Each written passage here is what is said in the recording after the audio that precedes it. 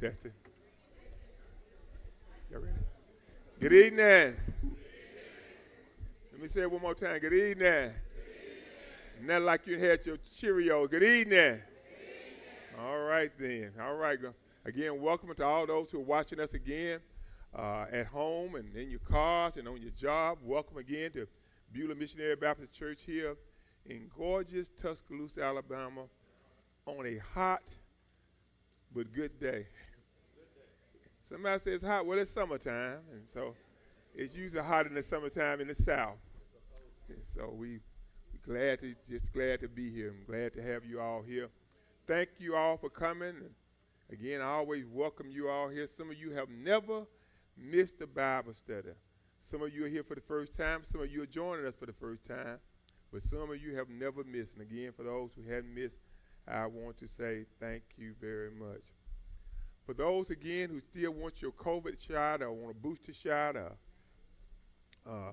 your shingle shot, Flora is next door. I think Charmaine may be here. We'll still be able to sign you up and get your COVID shot, or if you want your booster shot, or if you need a shingle shot. The COVID booster for those who are 50 years and above, and so is the shingle shot. And we do recommend that people get your shots. You need to get your shots. If anything don't keep you alive, get your shots. And so yeah, get your shots. For those, again, who are interested in the Voices of Beulah, here see Jennifer tonight. Some of you have joined, some of you have signed up, and some have yet to sign up. If you're interested in the choir, please see Jennifer tonight, and give her your name and your number. We will have baptism this coming Saturday again. We have two candidates to baptize. One will be at 11 o'clock, and we baptize another one at 12 o'clock. So again, we will have two baptisms this coming week, and that'll make probably our fourth or fifth one for the month. Again, that's Saturday at 11 and Saturday at 1. Saturday at 12. Hopefully we'll be putting out our master calendar that talks about all of the events that's coming up for the year. I think the first one coming up, I think we got a back-to-school rally. Chris, when that is? When is it, Sharon? Is it next Saturday? We got a back-to-school rally next Saturday. I want to say in Bowles Park. At Bowles Park. I don't know what time.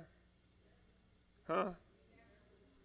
It's 11 to 1 at Bowles Park, a back-to-school rally for our kids and for you. They got you're going to have some hot dogs, I think, some hamburgers, and they're going to have some soft drinks. And I want to thank again Chris for always taking care of the drinks for us. So again, we'll have all those kind of things this coming next Saturday at Bowles Park from 11 to 1, our back-to-school rally. And then we'll be putting out our master calendar that shows you the church picnic. The church picnic, I think, is the first weekend in September. All about our fall festival, our things for November, and all those things that's coming up. So stay tuned. Let me say congratulations to my good friends Samuel and Joanne Brown on their 20th anniversary.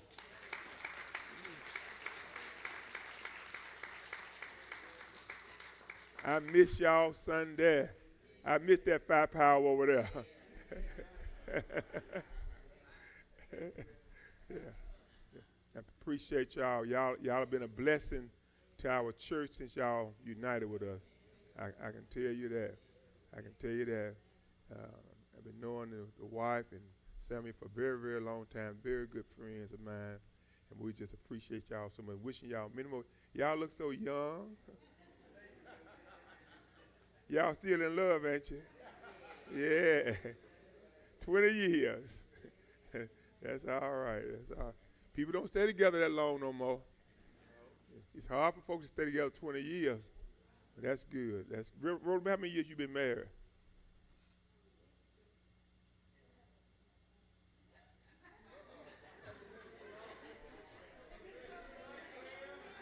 What James said, James? Your wife don't know how many years she been married.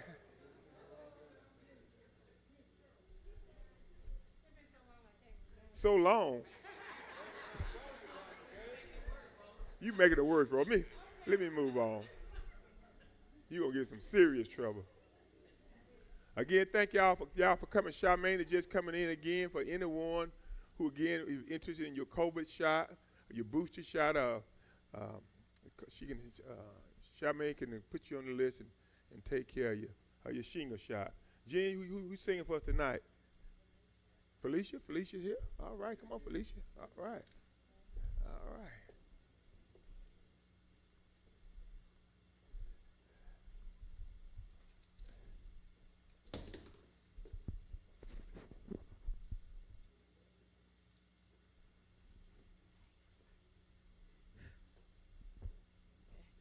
Good evening, everyone. I'm going to do something that my mom used to do years ago. Thank you, Jerry. If I can help somebody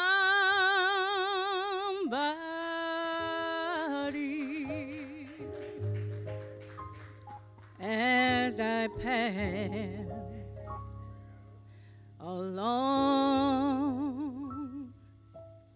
if I could cheer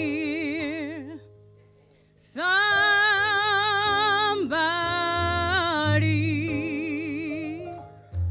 with a word or a song, if I can show somebody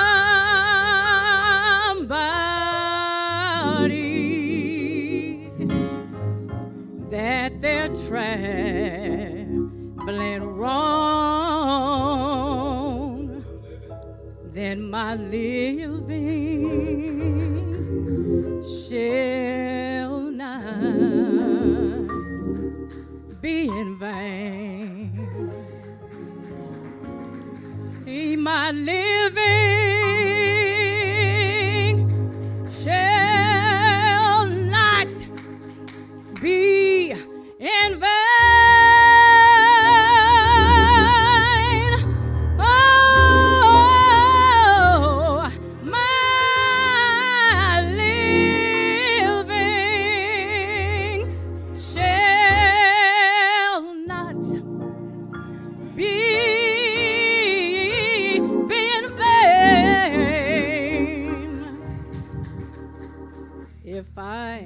If I can help somebody as I travel along, then my living shall not be in vain. If I can do my duty as a Christian on, if I can bring back beauty to this old world and distraught, if I can preach the message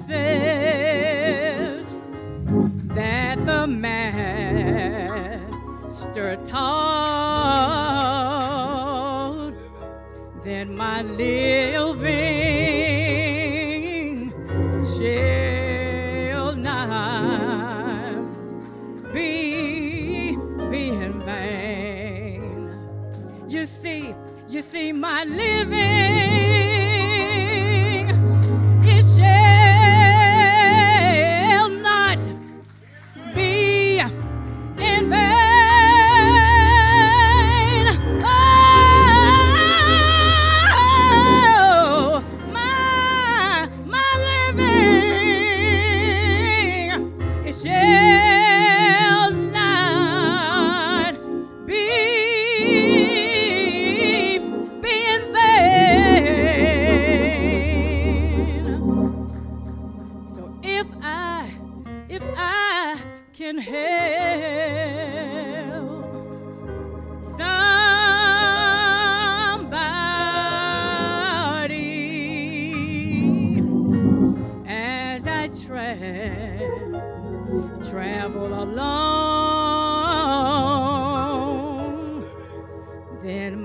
living. Lord knows that my living. You see, I don't want my living. I refuse to let my living. I'm not gonna let my living, no, not be in vain.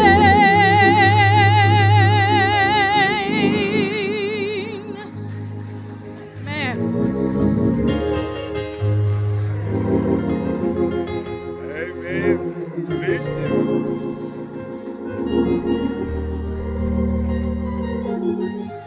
Amen. That's all right there.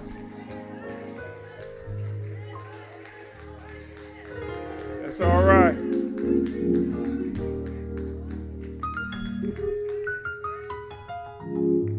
Amen. One more time for her. Yay.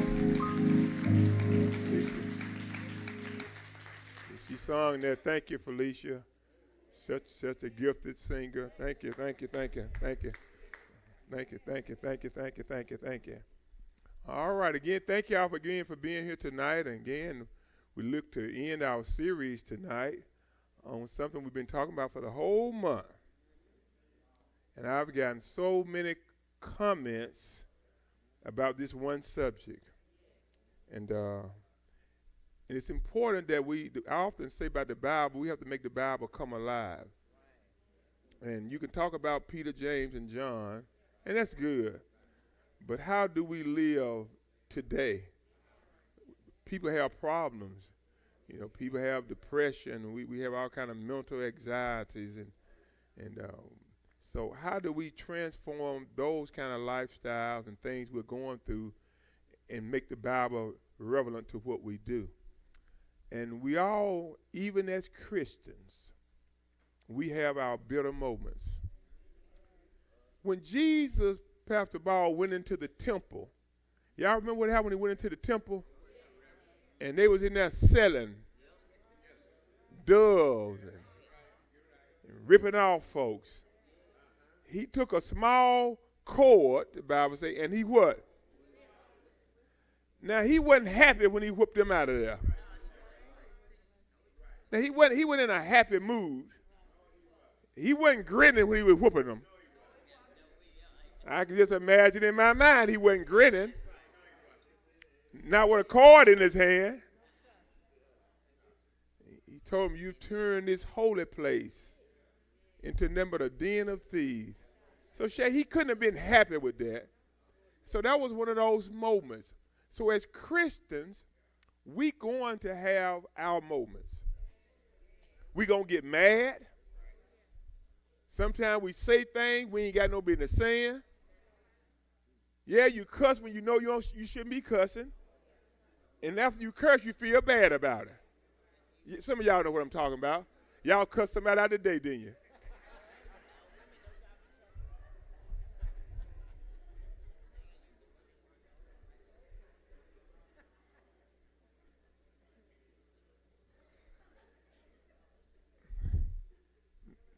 Tell the truth. Michelle, you ain't cussing nobody out today, did you? Not today. But we have our moments. As Christians, we are not perfect. We laugh or we cry. You know, we bleed if we get hurt or get cut. And so we get angry. So we have doubt in our mind. We get frustrated. We get depressed. All of those things apply to us. We are not immune from those kind of feelings. We're Christians. We are Christians. The disciples felt that way with Jesus. And so we get mad. We resent certain things. We get bitter. But the problem comes in that when you get bitter, resentful, and angry, and you don't let it go.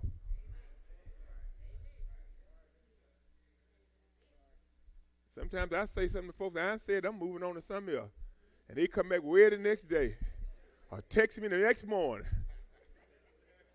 I forgot all about it. I said it, I'm over with it. Won't let go. And a lot of folks are like that. A lot of us are like that. We won't let it go. We're bitter and been bitter. And every time you see that individual, you're bitter. Or see them, you're bitter. You won't let it go. You hadn't got through that. That's when it's a problem. All of us going to get bitter. All of us going to get angry, but you got to let it go. You got to let that stuff go. Because it'll take its toll. It takes its toll on you. It's easy to let bitterness take control. It'll take control over you. You're the one that's held hostage. You're the one that's held captive. You're the one in prison.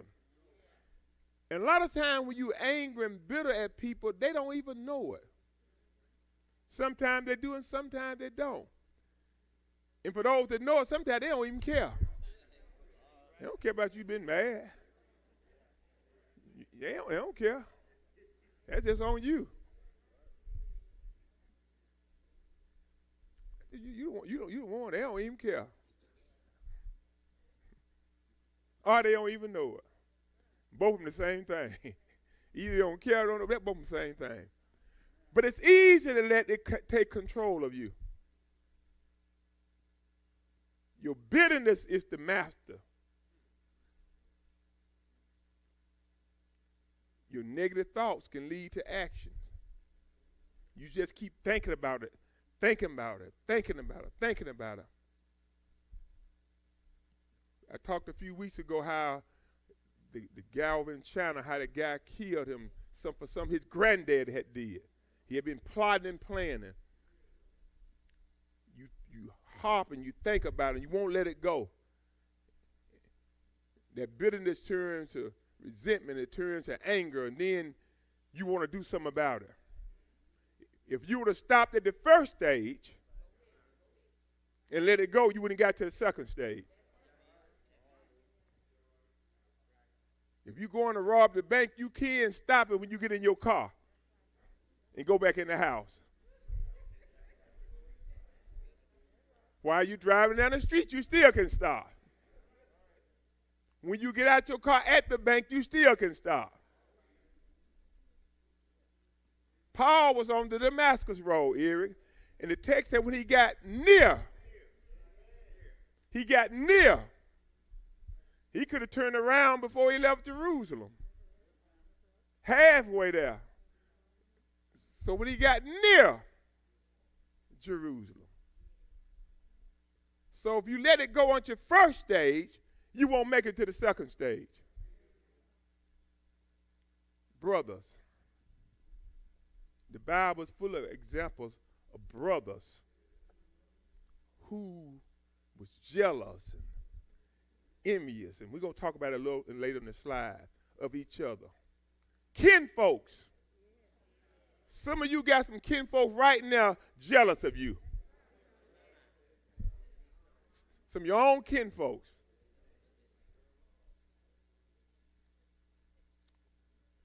Some people got people jealous and envious of them in their own house. Some are husband and wives. That's not uncommon. One makes more money than the other one.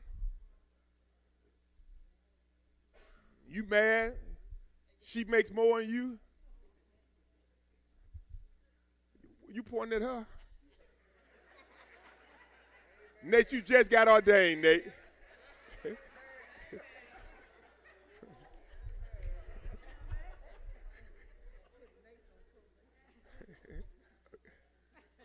People get mad. That's common. Spouses getting mad at each other because one makes more than the other. That's common. Sometimes one makes more than one that makes more want to rule, take over, because they know they do that. They want to boss everybody else around, so the other person get bitter. They get mad. But if you're married, it's all yours together. What's hers is his, and his is hers. If you do it the right way, if you put it together, that's how it should be. When you going one way and she going another way, you're going to have some problems. But brother, the Bible is full of brothers. Cain talked with Abel, his brother. And when it came to pass, when they were in the field, Cain rose up against Abel, his brother, and slew him. Cain slew him. Just because the Lord was happy with Abel's sacrifice and wasn't with his. His own brother. Flesh and blood. Mad enough to kill him. Mad enough to kill him. Two brothers. And we hear that all the time. We see it all the time in the papers, on TV. Kids, sons killing their daddy, killing their mother, killing their child. Husband killing their wives, wives killing their husband. Sad.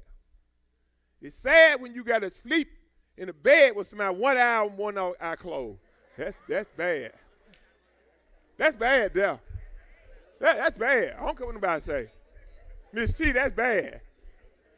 That's bad, Renee. That's bad. That's bad. And some of y'all gonna go home tonight and go look at your spouse. But it happens. It happens. One eye open and one eye closed. Two brothers killed each other. Another example in the Bible,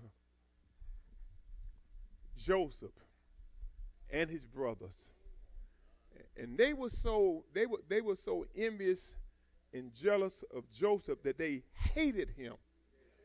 And when you get to the point where you hate somebody, you got some problems. You get to a point where you hate somebody. They hated him. When they seen him afar, they conspired against him to kill him. His brothers. His own brothers. Just because he was a dreamer. So you can't tell everybody your dreams. You can't tell everybody your dreams, even your own family folks. You can't tell them all what you plan on doing and how you going to do it. And I want to get this house and I want to get this car and I'm going to move over there. They are plotting and playing. You can't tell everybody your business. Joseph's own brothers, seen him order and said they're going to kill him. His brothers. Here come that dreamer. Here come the dreamer. We'll kill him and see what becomes of the dream. Here come that dreamer. Dr. Martin Luther King. Here come that dreamer. Folks will kill you just because you dream. And dream big. They think they something. People can get mad and resent you for no reason at all. They don't even have to have a reason. How come you don't like Pastor Gay? I don't know, I just don't like him. Hey, that's what they say. I know what you say. I ain't did nothing to you. Yeah. They ain't got to have a reason. Well, I ain't did that. You ain't got to have a reason. You ain't got to have no reason, no explanation. They can get mad because they thought you said something, thought you did. Or they ain't got to have no reason. I just don't like him. I don't like the way you walk. They said, come on, let's kill this dream and see what becomes his dream.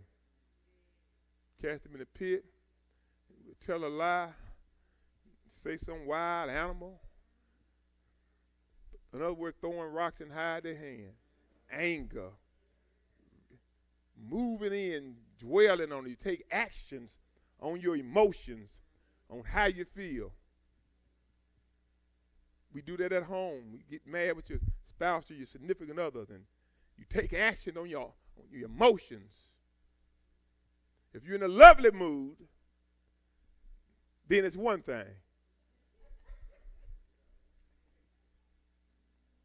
Yeah, sometimes we operate off our emotions and not our facts. So that's a two-way street. That's a two-way street. We act off our emotions. I said it a couple of weeks ago. I try not to act off my emotions. I'm just like that candy bar. Because some days I feel like a nut.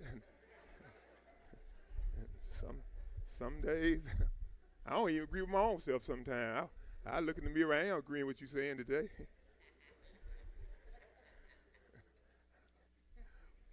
But the question today is, the question tonight, why are you so bitter? Think about right now who you bitter at. Who is it that you are bitter at? And some of you are bitter at somebody. Some of you are in here, some of you are watching. Who is it that you are bitter at? Who is it? You know who it is. Who is it? Who are you bitter at? Who's causing you not to sleep at night?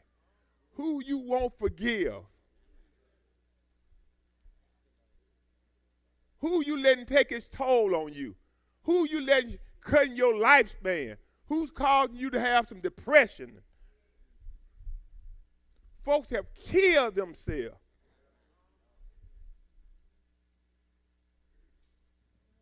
This is a true story. I had a friend of mine years ago. The guy took the girl out.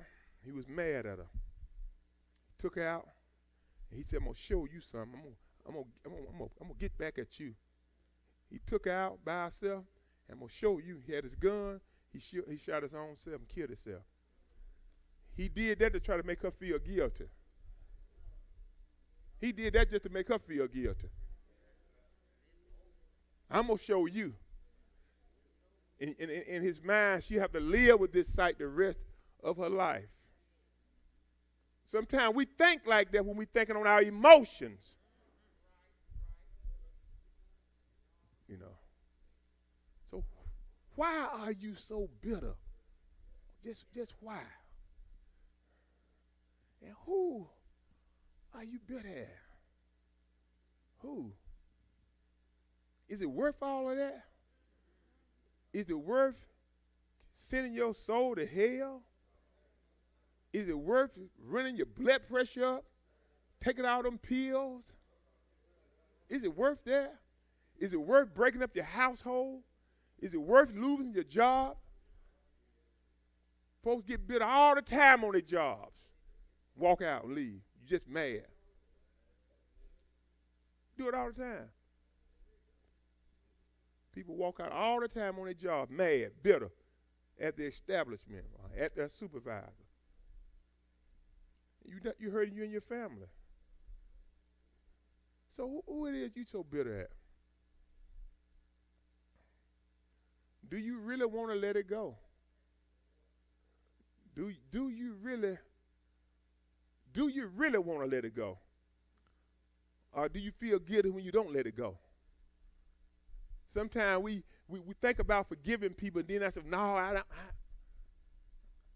can't do that. I ain't going to do it. They don't deserve to get off that easy. They don't deserve that. So do you really want to let go? Or you want to just keep that stuff pinned up? Will it make you feel weak? What happens at home when you're mad at your spouse or your significant other? You mad, but you'll let it go. And sometimes you think if you let it go, it'll make you feel weak.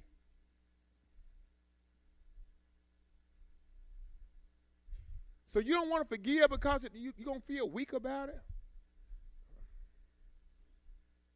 Is it worth that?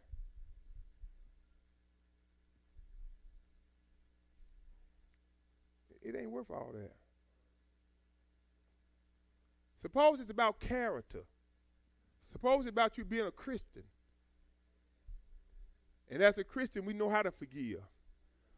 I'm not weak, I'm just a Christian. I'm just better than that. I'm bigger than that. I'm bigger than that. See, to me, that's not a sign of weakness. That's a sign of spiritual maturity. When you grow as a Christian, you are stronger than you used to be. And some stuff you used to couldn't forgive, you now can forgive. Yeah. That lets you know you're growing. That what she said, that used to bother me. Don't bother me no more. I'm bigger than that. Paul said, I fed them, I gave you milk because you wasn't ready. And what that means, that he had to chop it up before they could swallow it. He made it easy for them. And I thought y'all was ready for some hard stuff. But y'all ain't ready for that. Some Christians are the same way. You still on baby food. You still can't forgive. You still can't let go. And something's wrong with that. You go to church, you go to Bible school, you pray, and you still can't let go.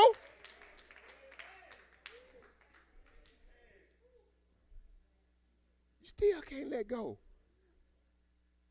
You still on applesauce.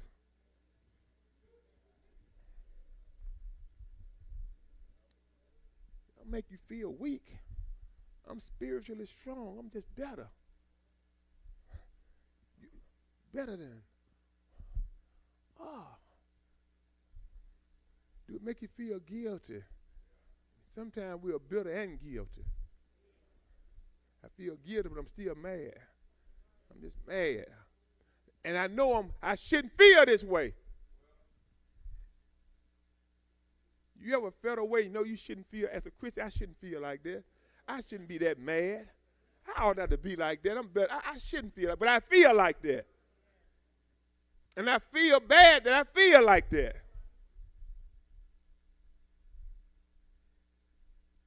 And if your conscience really whoop you, you'll do something about it.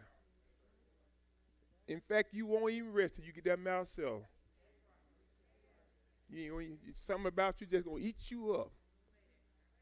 It'll eat you up. I went to Lowe's. It's a little off the subject, but went to Lowe's 2 days ago.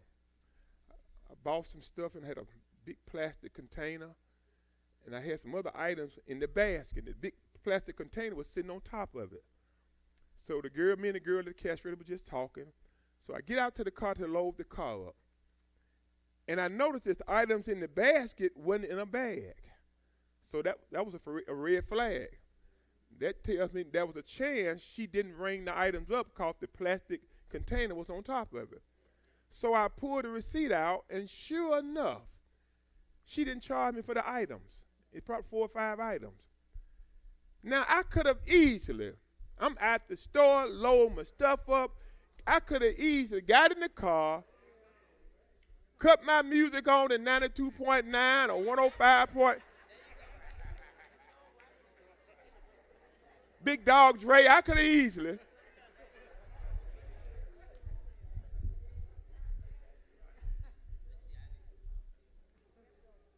But I could not.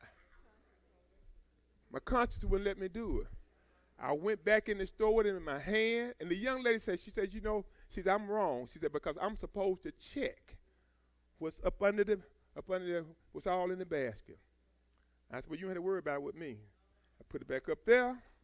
She paid for it, because you know what? I would have lost much more. I would have lost much more.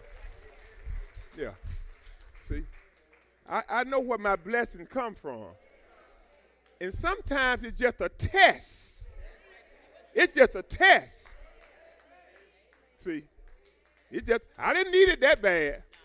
You ain't got to worry about me stealing from you.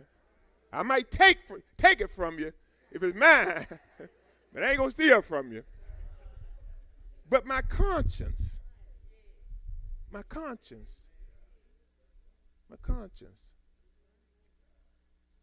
My conscience wouldn't let me do it. And so when we bitter at folks, we ought to have a conscience. And our conscience ought to make us guilty. You may be in a household where you're bitter. I do a lot of marital counseling. And folks bitter at each other. Bitter.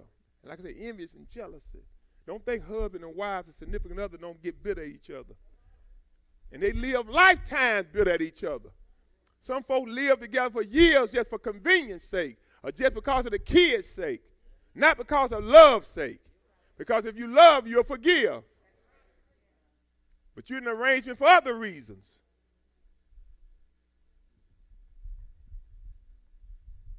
It won't work. You're mad at him, she's mad at you. Bitter. The love is gone. Because a lot of folks don't marry for love no way.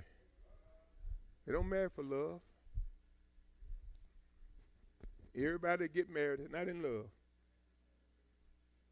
Not in love. And when you don't marry for the right reason, you're not going to stay together for the right reason. It's not going to work. And you wonder why it won't work, because you weren't in love no way. You just marry.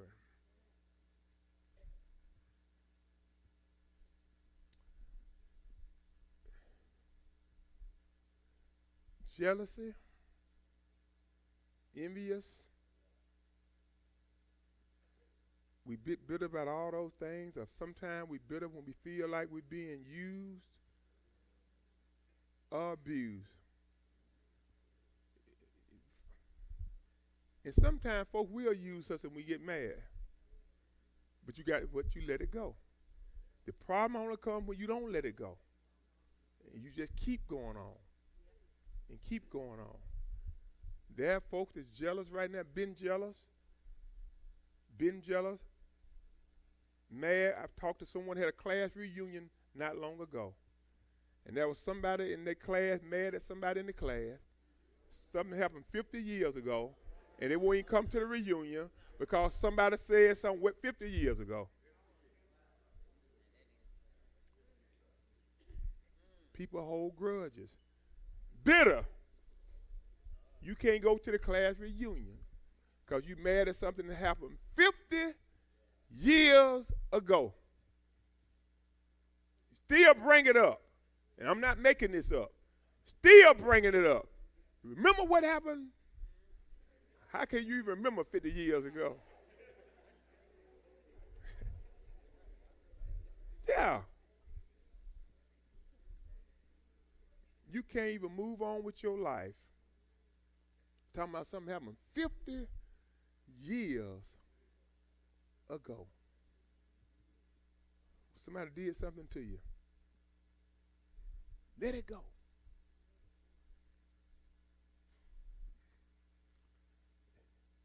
It makes you, when you're a Christian, it makes you feel guilty because you know you're not supposed to feel like that.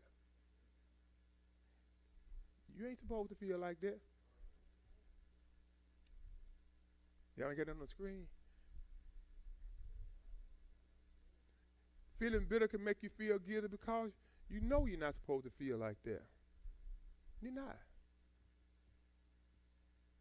You're not. And that's a good sign too. I often tell a story of a man. He kept telling his wife about wearing seat belts, and she refused to wear seat belts. Every day he would tell her, when you get in the car, you ought to wear your seat belt. Put your seat belts on. She wouldn't do it, and so she had an accident, and ended up being a quadriplegic. And he was bitter and he was angry because he had kept warning her to put your seatbelts on. She wouldn't do it. And so now he's got to take care of her for the rest of her life. I'm bitter and I'm angry. Because maybe, just maybe, this could have been avoided. Could have been avoided. You wouldn't listen. You just wouldn't listen. Husband bitter at wives, wives bitter at husband, bitter at significant others. If you are not willing to forgive, your bitterness will remain.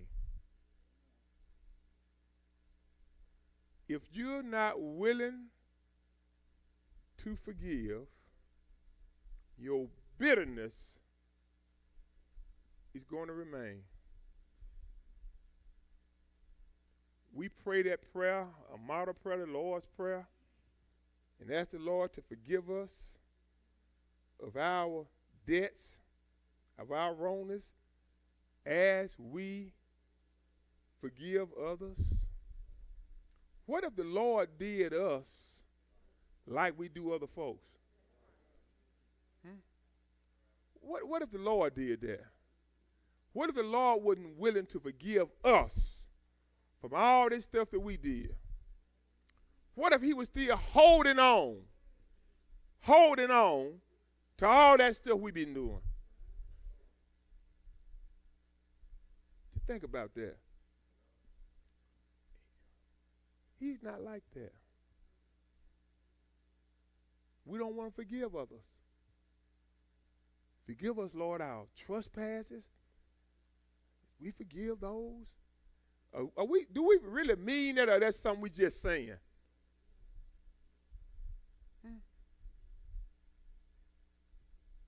We just say that. Not realizing as Christians, you don't have a choice.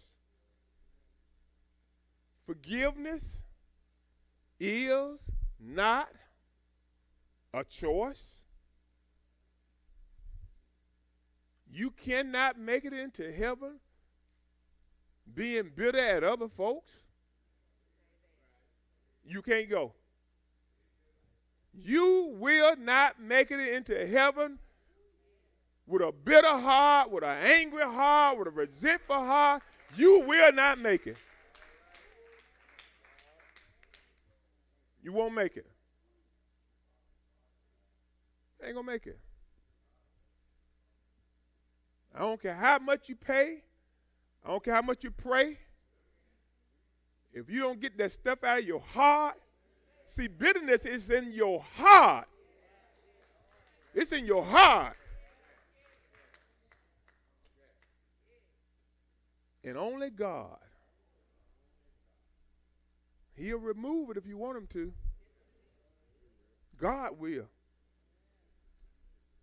Some of you have forgiven folks you thought you never would forgive, but you forgave them.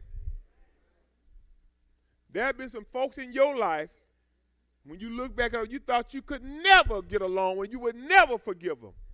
But look what God did. Look what God did. Look at God. You was angry and angry and angry and angry. I'll never get over that. But look what happened.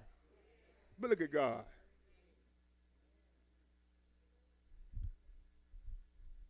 A lot of times, again, it's just a test.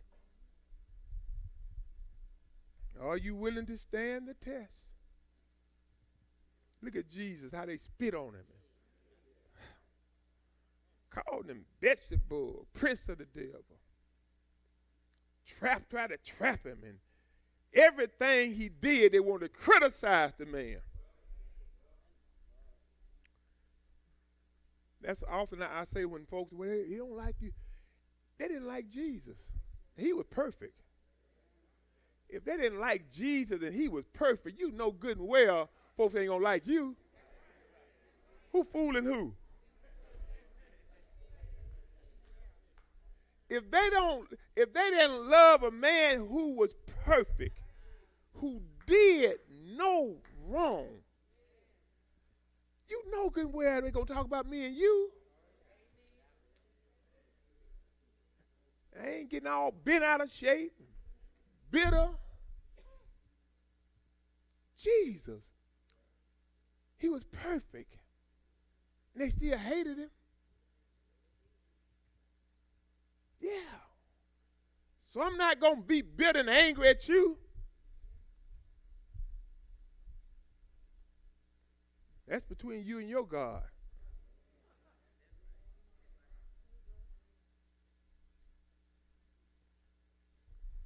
I often tell spouses and other people, don't go to bed at night mad at one another. Try to make up. It ain't that deep. It ain't that deep leaving home, going, staying somewhere else, mad. And most times when people like that, they just don't communicate with each other. Just don't talk it out, talk to people. Get it off of you.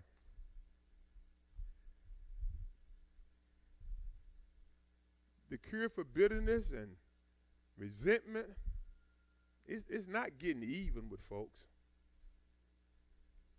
The cure for bitterness and resentment is not getting even. That was in the Old Testament.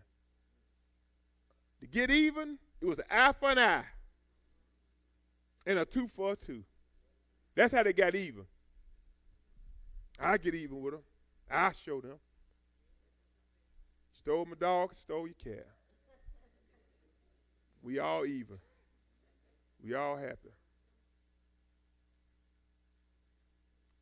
But the cure for resentment is grace. It's grace. The Bible says if your enemies are hungry, feed them. If they thirsty, give them something to drink. If they need clothes, clothe them. In so doing, you heaping coals of fire. You just burning them up. Sometimes whoop them with kindness. Folks you know they bitter at you, whoop them with kindness. That messes them up. When you know folk don't like you and you can do something to help them, help them.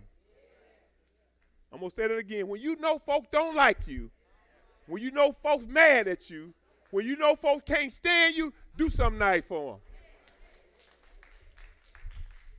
Boy, that just messes them up. That just messes them up. I deliberately do it. I know you don't like me. I know you don't like me. I'm going to do something for you, though.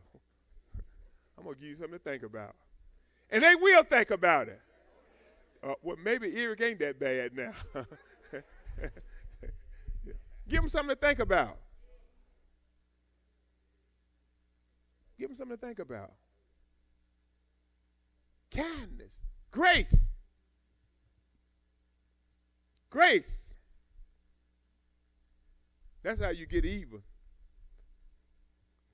Grace. Not our eye for an eye and tooth. Not that, no, none of that. But by grace. Christ set the bar. If you want to know what true forgiveness is all about and how to get rid of bitterness, look at the life of Christ. He set the bar. And I'm going to tell you right now, it's a high bar. Huh? It's a high bar. The bar Christ said is a high bar. A high bar. He set the bar. We often, folks used to wear them little wristbands and all that. I guess they might still do. What would Jesus do? Well, what would Jesus do when folks were mad at him? What would Jesus do when folks spit on him? What would he do? He told the disciples, you no longer under the law, you're under grace. If they hit you on one side, turn the other one. If they take your coat, give them your cloak. If they ask you to go 1 mile, no, master, I go 2 miles. All that was kindness. Kindness. He set the bar. And it was a high bar.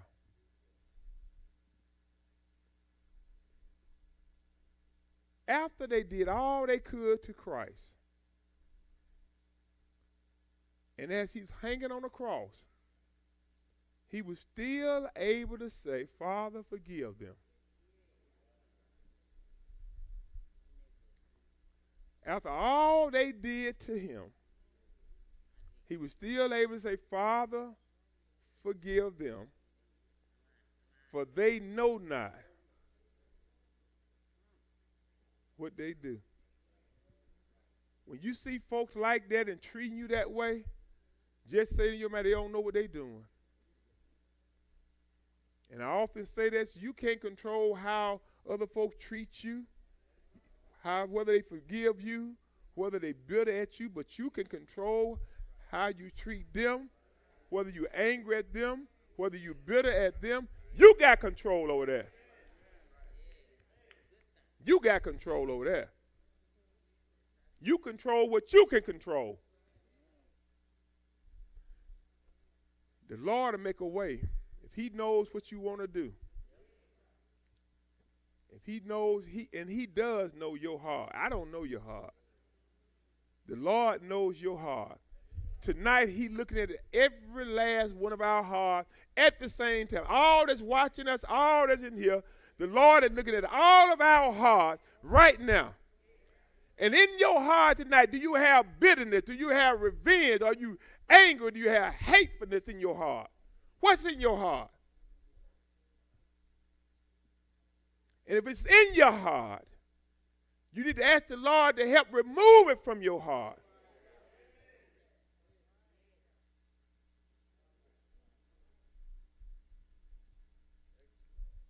And the good thing about it, excuse my language, but him able.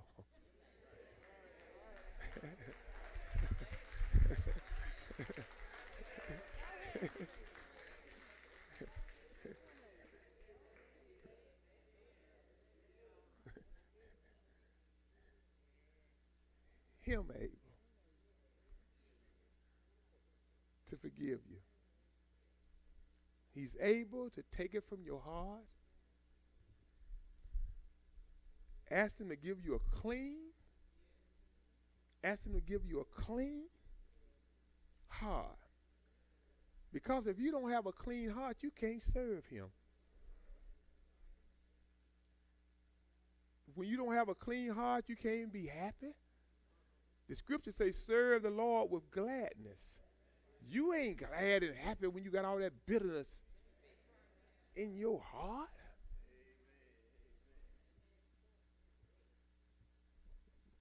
Sometimes that's why we come to church and we leave feeling just as bad as when you came in here. It's in your heart. Lord, give me a clean heart so that I may serve thee. For I might not be worthy of all of your blessings, but give me a clean heart. A clean heart. I remember in the old days, people used to pray and say, Lord, if there's anything like sin around my heart, the old folks would say, what? Remove it. Like you do the morning dew. Now, see, you had to be over 50 to know about that.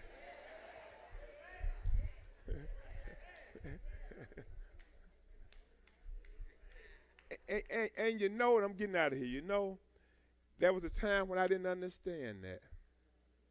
You know, a lot of things the saints of old and from another generation would say, and I didn't quite understand it.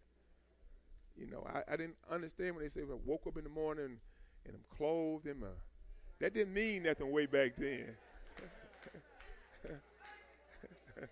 Huh?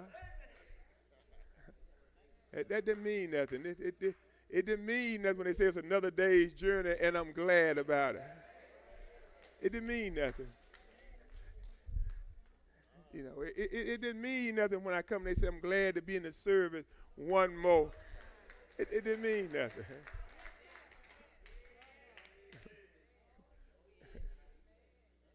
And even the simplest prayer that I mentioned the other day, the simplest prayer, even now I lay me down to sleep, that didn't mean nothing. When I pray the Lord, but if, I didn't mean it, but just think about what we're saying. But if I die,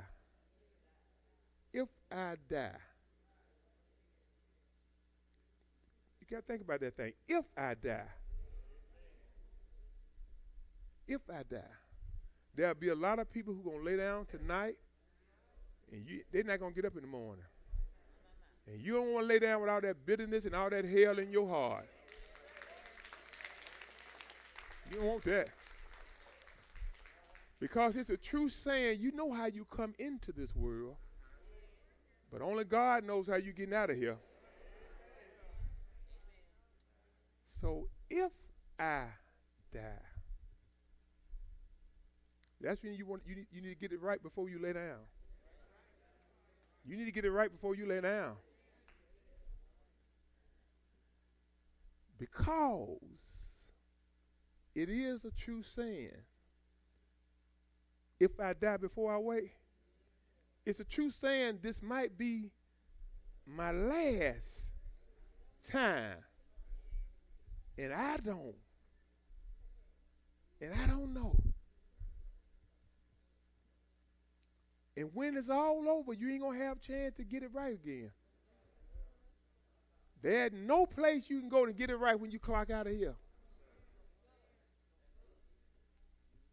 So I challenge all of you tonight, and all of you that's watching, that if you got anything like bitterness and envious and malice and jealousy, resentment in your heart, get right. Get right. Because it might be your last time. I say it might be your last time. It might be your last time to make it right. And I don't know. God bless you. Yeah.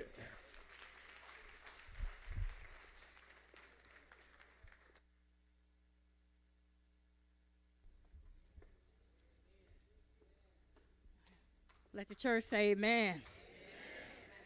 Yes, yes. Lord, the God I serve sure confirms some things through my pastor.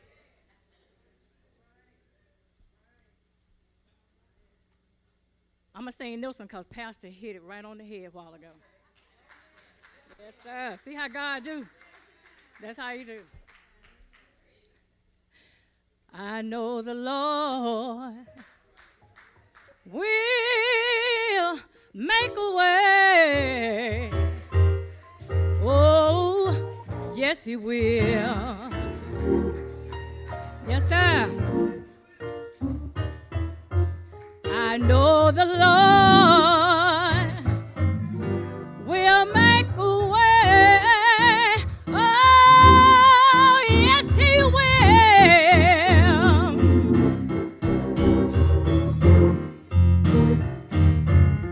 He'll make a way for you, and he will see you safely through. I know the Lord will make a way. Oh, yes, he will.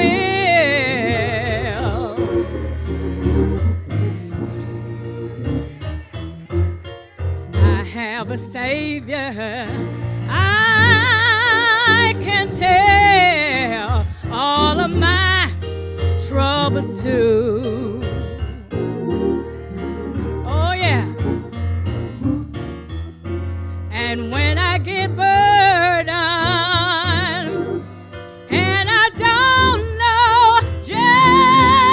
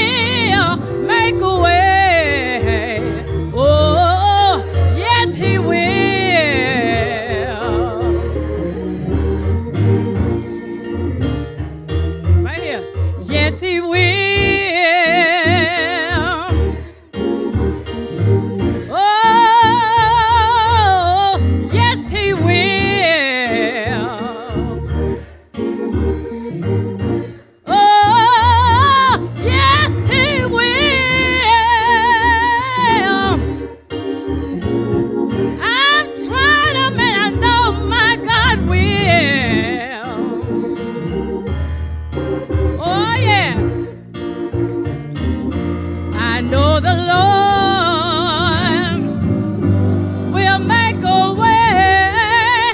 Oh, oh, yes, He will.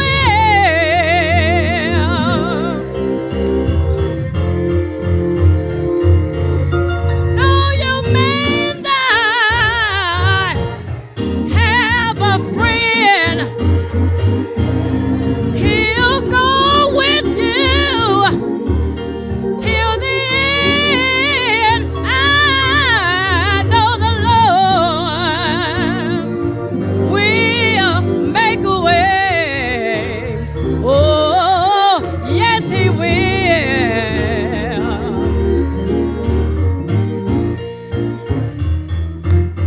Yes, He will. If you believe it, let me see your hand. Oh, yes, He will. Oh, yes, He will. I've tried Him and I know my God will.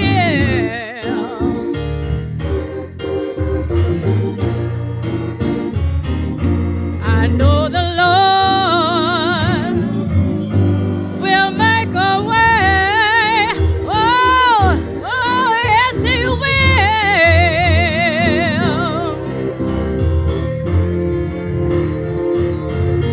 Though you may not have a friend, He'll go with you till the end. I know the Lord will make a way. Oh, yes, He will. Oh, yes, He will. Ooh, yes, He will. Yes, He will. Yes, He will. Yes, He will. All right, Jim.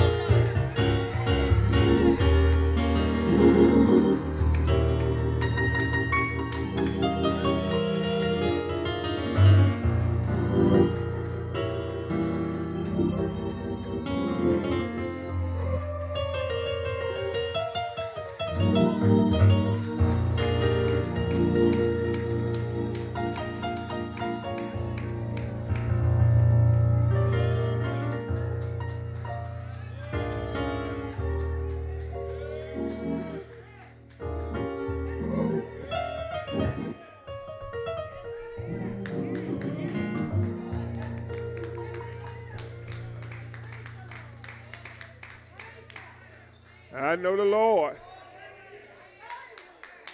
will make a way. Oh, yes, He will.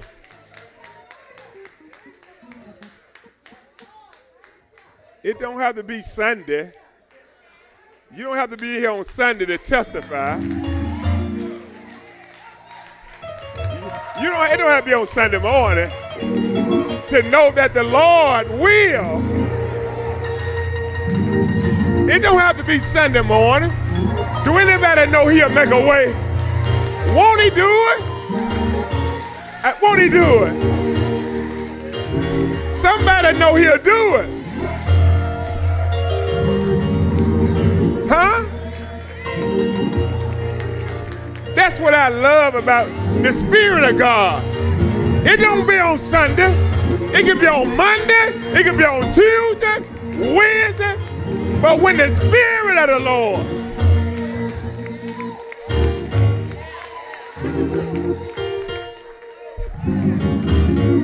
I know the Lord. That's a personal testimony. Nobody know what the Lord did for you but you. That's a personal testimony. I know the Lord.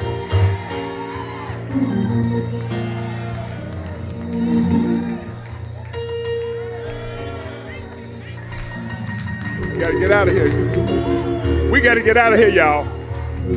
We got to get out of here. But when I look back, I say when I look back over my life.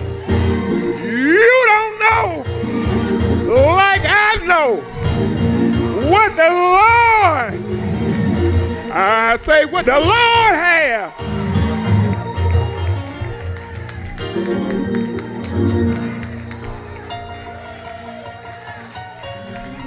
I feel kind of funny now. I feel kind of funny right now. I feel kind of funny right now. Feel funny right now. Feel funny. Feel kind of funny. I feel funny right now.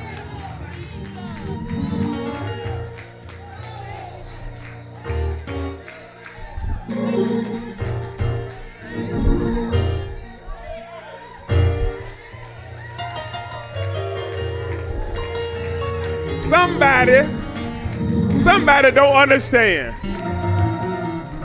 They looking at you real crazy like. They don't understand. Just keep living. You're going to find yourself in a position and you're going to realize nobody but the Lord. Nobody. You're going to realize, I know the Lord will make a way.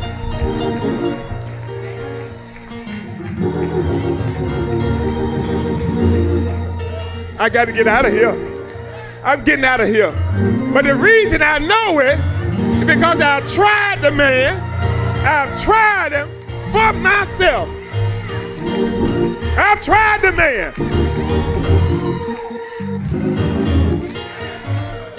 We gotta get out of here. We gotta get out of here.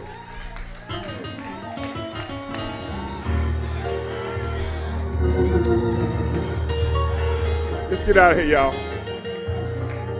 We gotta go home. Anybody here tonight want to give their life to Christ? Anybody tonight want to give their life to Christ? Anybody looking for a church home tonight? Anybody looking for a church home tonight? Anybody looking for a church home?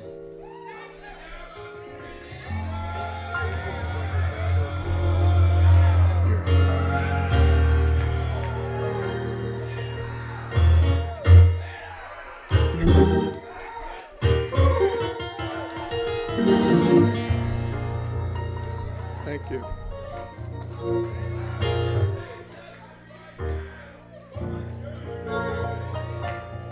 Let us stand.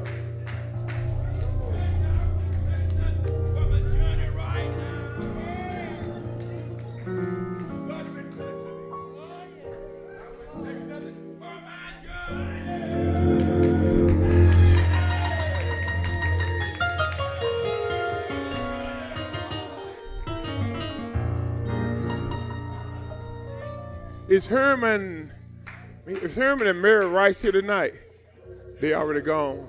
I want to thank them for the love gift. For those who may not be here Sunday, and for those who want to give an offering before you leave, one of our officers outside the door. If you just want to give a love gift, you just want to give an offering, please do so. The more you give, the more he'll give to you. The officer standing out there, thank you again for being here tonight.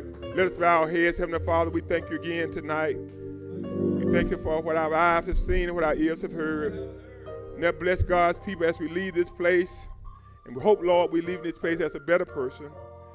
Help us, Lord, to rid ourselves of all that bitterness and that evilness and that jealousy and that maliceness out of our hearts. Protect us, Lord, as we leave here. Lead and guide us every step of the way. And when we get to our many destinations around the city and around the state, we'll look into the heavens and give you some thanks for a safe and a sure journey. In the magnificent, marvelous name of a risen Christ we pray. And let the church say amen.